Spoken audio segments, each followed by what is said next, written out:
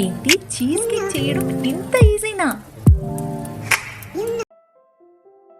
ఇంకా లేట్ ఎందుకు, పదండి చేసేద్దాం. Welcome to my channel the mom's cook book.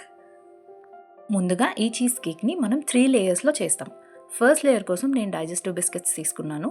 ఈ బిస్కెట్స్ని ఒక బ్లెండర్లో వేసి ఫైన్ పౌడర్గా చేసి పక్కన పెట్టుకోవాలి. ఈ పౌడర్ తోటే మనం ఫస్ట్ లేయర్ చేస్తాం. ఇప్పుడు 1 స్పూన్ బటర్ తీసుకొని దాన్ని మెల్ట్ చేసి ముందుగా రెడీ చేసి పెట్టుకున్న బిస్కెట్ పౌడర్లో కలపాలి.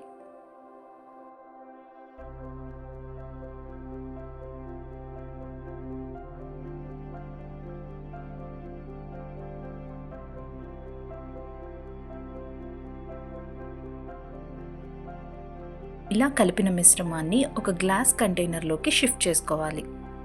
ఇప్పుడు ఒక స్పూన్తో ఆ లేయర్ మొత్తాన్ని ఈవెన్గా ప్రెస్ చేయాలి.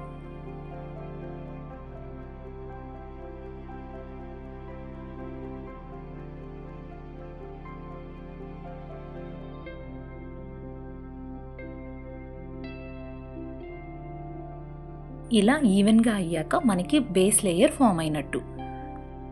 ఇప్పుడు దీన్ని లిడ్తో క్లోజ్ చేసి 15 నిమిషాల వరకు ఫ్రీజర్లో ఉంచాలి. ఇప్పుడు మనం సెకండ్ లేయర్ చేద్దాం.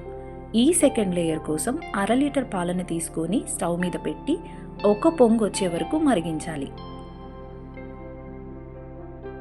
ఇలా కాగిన పాలల్లో 1 స్పూన్ వెనిగర్ వేసి పాలని విరగనివ్వాలి.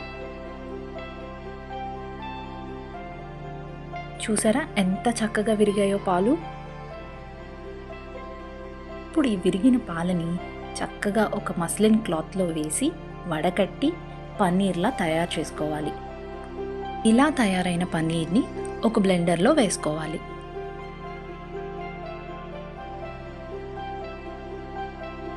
ఇప్పుడు ఇందులో మనం ఫ్రెష్ క్రీమ్ యాడ్ చేయాలి. దీనికి బదులుగా మీరు స్వచ్ఛమైన పాలమీగడ కూడా వాడచ్చు.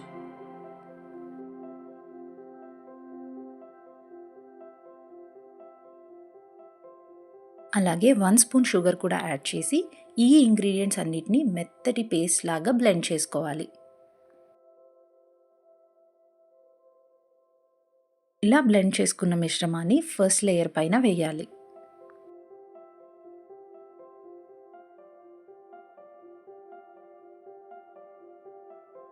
ఇప్పుడు దీన్ని ఒక లిడ్తో క్లోజ్ చేసి సుమారు 3 నుంచి 4 గంటల వరకు ఫ్రిడ్జ్లో ఉంచాలి.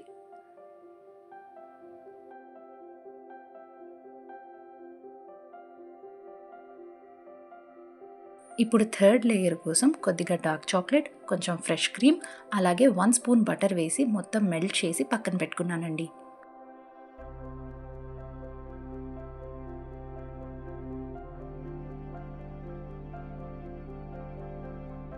ఇప్పుడు ఈ థర్డ్ లేయర్ని సెకండ్ లేయర్ పైన వేసి ఈవెన్గా స్ప్రెడ్ చేయాలి.